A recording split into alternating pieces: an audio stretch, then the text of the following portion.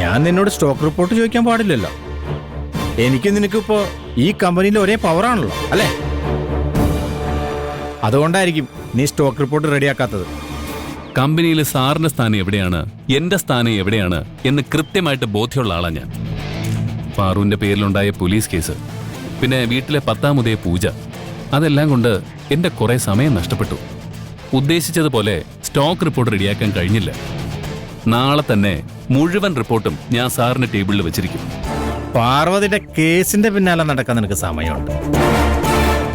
കൂടെ ജോലി ചെയ്യുന്നവരൊക്കെ പങ്കെടുപ്പിച്ചുകൊണ്ട് വീട്ടിൽ ഗംഭീര പൂജ നടത്താൻ നിനക്ക് സമയമുണ്ട്. മുക്ത മാഡത്തിന്റെയും എന്റെയും ഓഫീസ് സ്റ്റാഫിന്റെയൊക്കെ ജോലിയിൽ തലയിടാനും നിനക്ക് സമയമുണ്ട്.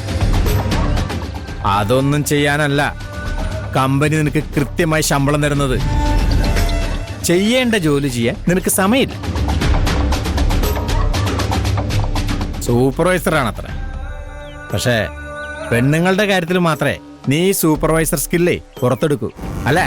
സാർ മര്യാദയ്ക്ക് സംസാരിക്കണം.